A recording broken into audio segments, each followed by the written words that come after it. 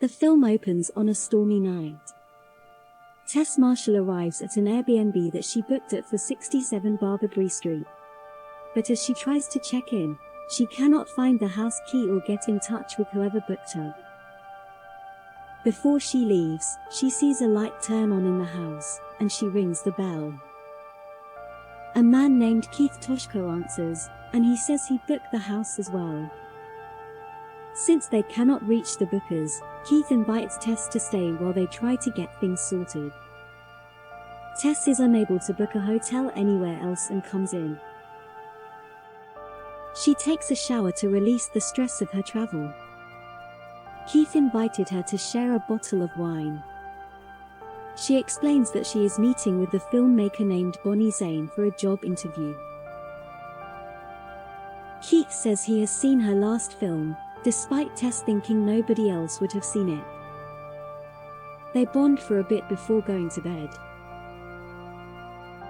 During the night, Tess wakes up to overhear Keith gasping in his sleep, likely due to night terrors.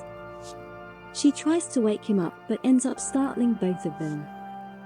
Keith denies anything is wrong. The next day, Tess goes for her interview. As she steps outside, she is surprised to see that all the other houses surrounding the Airbnb seem abandoned and dilapidated. Tess then goes to meet Bonnie at the restaurant.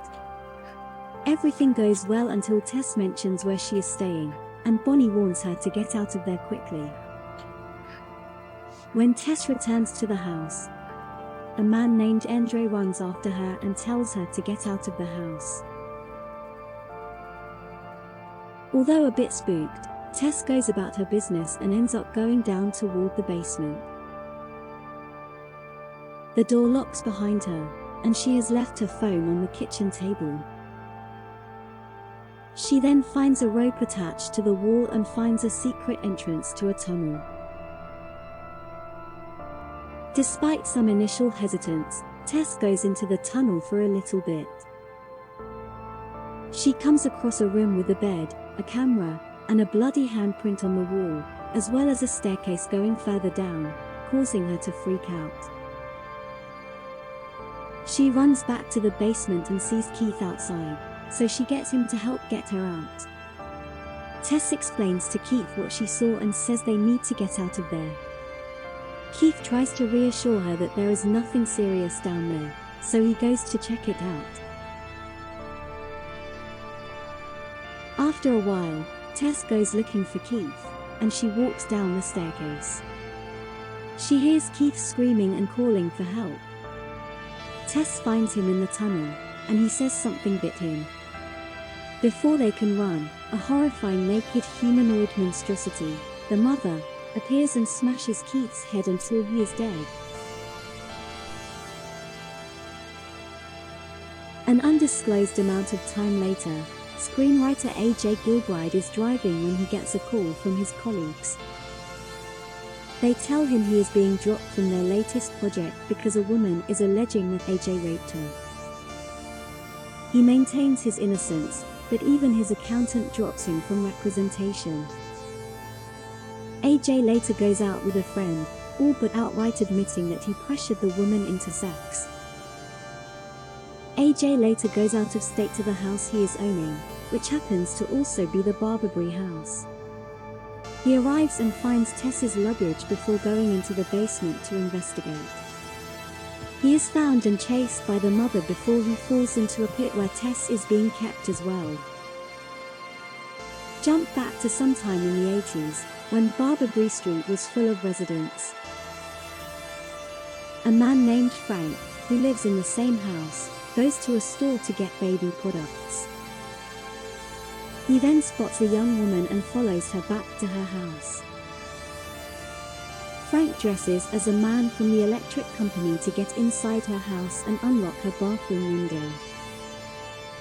When he returns home, his neighbor Doug tells Frank that he and his wife are selling their house. Back in the present, Tess tells AJ to be quiet and calm down. The mother then lowers a baby bottle down into the pit, which Tess drinks from, but AJ is less willing. The mother enters the pit and treats Tess like her child, but she growls and screeches toward AJ.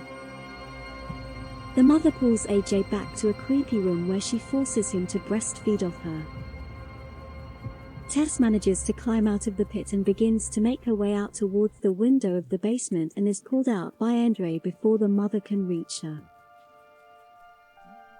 Andre tries to take Tess to safety, but she insists on going back to free AJ. Tess calls the cops, but when they arrive, they believe that she is a strung-out addict due to her disheveled appearance. She brings them to the house, but since she has no proof that there is any evidence of a crime, the cops leave. Tess waits until it gets dark to break into the house and get her keys. When she gets into her car, the mother emerges and tries to break into Tess's car, but she drives into the side of the house to try and kill the mother, but it just briefly knocks her out. Meanwhile, AJ has made his way into a room where he finds Frank, bedridden and close to death. AJ sees several tapes that Frank has kept of the women he has raped over the years. As AJ calls him out for how sick he is, Frank pulls out a gun and shoots himself in the head. AJ grabs the gun and goes out of the room. Tess is down there and calls out to him, causing AJ to get startled and pull the trigger. Tess is shot in the abdomen, but AJ helps her get out of the house. When they get outside, Tess sees that the mother is not where she originally was. She tells AJ she knows where they can run to. Tess brings AJ down by the water tower where Andre told her to go for safety. He explains to them that Frank owned the house and was most likely the source that booked the victims. He would kidnap women and rape them, producing children that he would also rape, and the mother is a product of incestuous rape that has been in the house for over 40 years. Although confident that she cannot find them, Andre is quickly proven wrong when the mother emerges and rips his arm off, then beats him to death with it. Tess and AJ run for safety and make their way up a water tower. AJ drops the gun just as the mother starts catching up to them. AJ thinks he can redeem himself and save both of them, so he grabs Tess and throws her off the tower. Knowing the mother will instinctively go after her baby, AJ runs down and sees the mother seemingly dead. Just as he tries to justify his actions to Tess, the mother springs back up and gouges AJ's eyes out with her thumbs before cracking his head in two. The mother then crawls over to nurture Tess, who grabs the gun. She has a slight look of remorse on her face before she pulls the trigger.